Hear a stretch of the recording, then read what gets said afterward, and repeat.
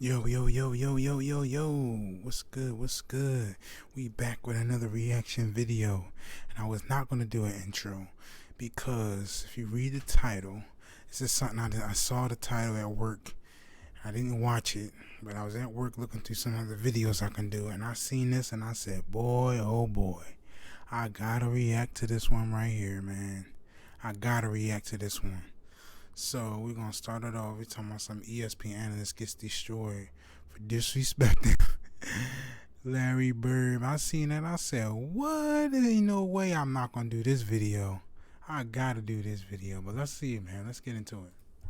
Larry Bird is highly regarded as one of the 10 best players in NBA history. He was highly skilled, a great scorer, as well as a great passer. And when it came to his Celtics teams, he was highly valuable to their overall success.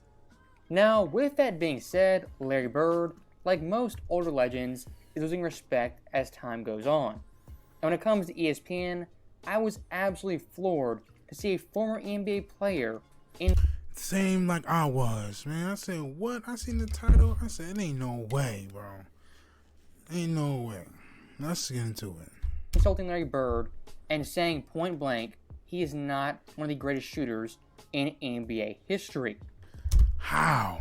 And I think the NBA has gotten way past the balance and watching guys give up dunks to shoot threes on fast breaks. That kind of thing. I think that has hurt the game a lot. Now, that's me. I am old school, as we all know. JJ, perfect. But, you know, Bird shot plenty of threes. And they had Parrish and McHale. Bird shot plenty of threes. The best. And Bird is one of the great shooters in the history of the sport. Not even close. Bird shot threes. He never was a volume shooter from three. No, I know that. But he was a great three-point shooter. He was not good. He was great. So, stopping that clip right there, Reddick, at the very end, had the facial expression of someone who was annoyed and disgusted by Larry Legend being called one of the best shooters of Same thing I was about to say. all time. And for someone like Reddick, it might be hard to understand that players in the past were also great players. But for him, he is so preoccupied with boosting up today. Oh, NBA stars, what did his career look like? Today's players, he downplays and disrespects past eras, like Bird, Cousy, as well as Jerry West. Now, getting on to the actual argument, Larry Bird, in his era, there was a three-point line that was introduced his first year. But for middle school, high school, even college, he had no three-point line. That is some very important context a lot of fans either don't know or try to ignore. And one more thing I do want to add, when Bird came into the NBA, he was actually a power forward who played primarily on the block. And despite that, in his first year in the NBA, he shot 40.6% for behind the arc. In terms of percentage, Whoa, I never saw that one before. he ranked third in the NBA. He was fifth in total threes and sixth in threes attempted. As a rookie off the bat, Larry Bird was the best three-point shooter in 1980. And what makes it even more impressive, out of the qualifiers for three-point shooting, he was the only power forward to make the list, once again proving how much of a unicorn he really was. He's one of the top 5 three-point shooters of all time. That's how good Bird is. Oh, yes. Yo, look at JJ Redick. He said, what? What do you... Oh, my God. Won three-point shooting contests. He was phenomenal. Bird's wait a a minute. great shooter. Wait a minute, and doggy. Bird didn't shoot Bird is 50 absolutely minute, one of the doggy. greatest shooters ever, but he's not Okay. one of the top five Oh, three-point Somebody slapped this man. top three, whatever Did you just said. see the three-point shooting that he put on, those clinics that he put on at the All-Star game? Again, Did you watch? Doggy, it's just math. It's attempts, it's makes, and it's percentage. And there's no way you could ever argue Larry Bird is a top three-point shooter of all time. You can't make that argument. You're What? basing it He's on one of math. the- he's You're one of the best basing it shooters on ever. math and a time of when he played. I'm basing it on just shooting. Now, looking at JJ in this clip, he once again provides no context, saying, quote, it's about makes, attempts, and percentage. Looking at the raw numbers with no context, no data, and no additional information. That argument right there, going on stats alone, is highly disingenuous. What did JJ Redick do? I understand he was the Sixers. Yeah, okay, I respect that. But what the? Get out of here, bro. For example, look at the mid and early He need to learn what I learned. He need to watch what I watched, video I was watching. 2000s. Back in that era, averaging 30 points was extremely difficult for people like Kobe, Allen Iverson, and even T-Mac. True. Being knowledgeable NBA fans, we know that era had a much slower pace, the paint was more crowded, and scoring was definitely more difficult. When looking at the raw stats with no context, players in today's league averaging 30 were more efficient compared to Kobe as well as Iverson. And like Redick said, it's makes, attempts, and percentage. Someone like SGA off the pure raw stats was a better scorer than peak Iverson. And someone like Tatum technically was more impressive than the early 2000s Kobe. My overall point being, stats like usual require context. The same thing goes to Larry Bird and his shooting percentage. And speaking of that percentage, looking at Bird, after 1984, when he stopped playing power forward, his overall shooting splits were highly impressive, shooting 50% from the field, 39.8% from 3, and 90% from the line. During that time period, 5 different times he shot above 40% from 3, and his highest season was at 42.7%. And going year by year, in 85, he was 4th in 3-point makes, 86, he was 1st, 87. That's good, though. Like, come on, bro. I'm not trying to hear that. Also 1st, and 88, he was 4th. For peak Larry Bird, from 85 to 88, he was 1st in threes made, 1st in threes attempted, and 4th in 3-point percentage. For his overall era, in terms of volume and percentage, he was the Steph Curry of the late. Thank you. That's what I was. Thank you. Thank you. 1980s. Bird is a unbelievable. Again, we had this discussion the other day. We had this shooter. discussion the other day about James Phenomenal. Naismith. James Naismith invented the game. You were rewarded for putting the ball in the basket. There's plenty of people that have shot more, made more, and guess what? Made more at a higher percentage than Larry Bird from 3. I'm not saying Larry Bird is not one of the greatest shooters ever. He's not one of the greatest 3-point shooters ever. Yes, he You is. cannot make that argument. Yes, he is. Because the 80s is so much different. There's physicality, the way they guarded people. You couldn't. Can we get all off the this I've been trying to make a physicality thing? point. Seriously, can I've we been get trying off to this make a point for physicality you, thing? Doug. So once again, Redick has 0 historical context and wants to make basketball black and white and about percentage and stats. And looking at Larry Bird, like I said before, he was one of the pioneers of the high volume 3-point shooters from day one in the NBA. And for a big man, he was especially unique in his time because most forwards didn't dare step out to shoot threes.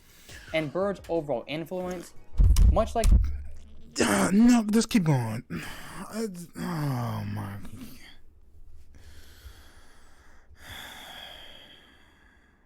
Steph Curry, had a big effect on the game going forward for guys like Dirk Nowitzki, Kevin Durant, and even Jason Tatum. And one thing I do want to nail home, in 1980, 3-point shooting was a gimmick and a joke for most coaches. But for Larry Bird, in a 5-year period, he legitimized it while shooting upwards of 40%, really not knowing what he was doing for his time. And like I said before, peak Larry Bird was an elite and all-time great 3-point shooter. As from 85 to 88, he shot 41.4% from behind the arc, when the league average was 29.5%. Once again showing Bird was... I don't care if he shot 5%, he's still the fucking best, bro. Like, what is he talking about? light years ahead of the curve and is a unicorn for his time period given his size, volume, as well as percentage. And one more thing I do want to reiterate is stats with 0 context. As any average Joe off the street can look at a box score, look at a percentage, and read it and tell if it's good or bad. But a real smart NBA fan, what they do, they look at the context, the peak, and the overall era. As looking at raw stats as a simpleton, someone like Kobe and his career stats aren't as impressive as Damian Lillard when it comes to scoring. As Dame compared to Kobe, averages more points, a higher true shooting percentage, higher 3 percentage, and higher free throw percentage. Would anyone in their right mind say Dame Lillard was a better overall scorer than Kobe? Because looking at the numbers, remember, makes, attempts, and percentage, Dame Lillard, in fact, was a better scorer.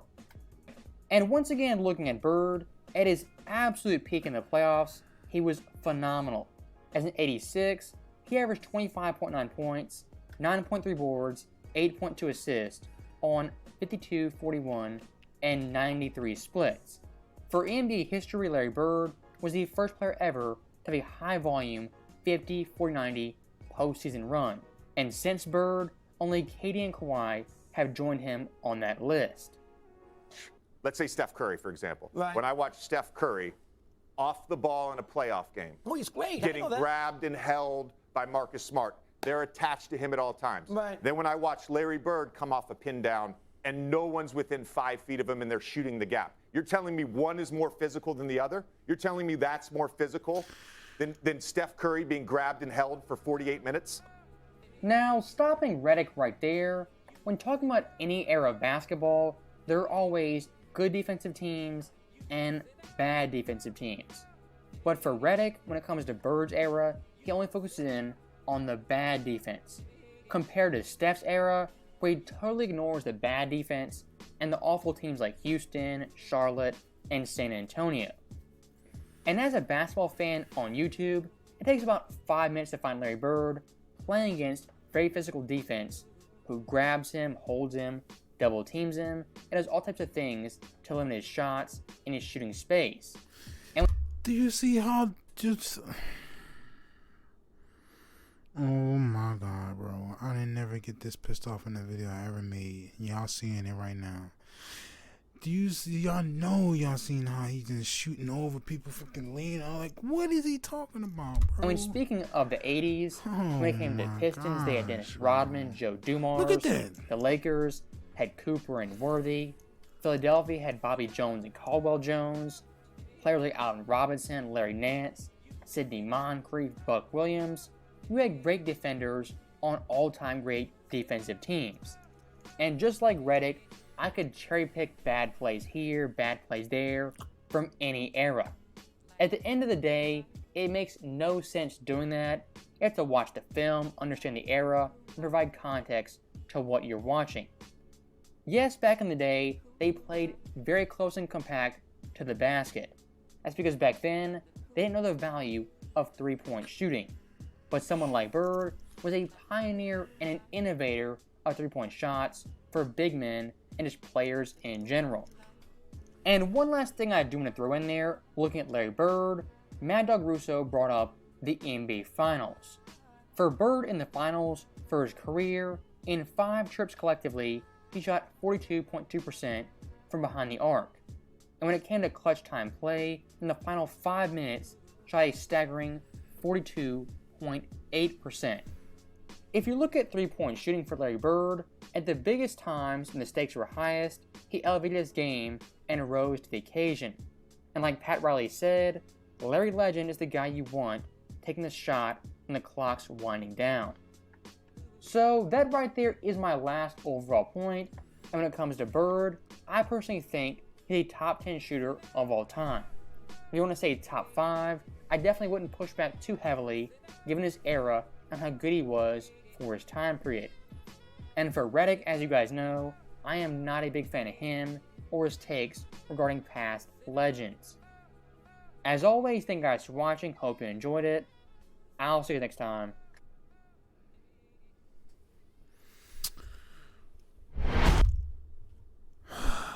Gosh, yo, what the I'm so glad I did this video first.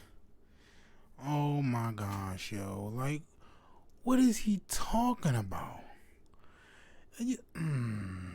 Y'all put in the comments, please, man. I don't have nothing much to say, really, honestly. All I'm gonna really say is, like I always say, is I appreciate y'all, man. Y'all please leave some comments below, man. Oh my gosh, bro.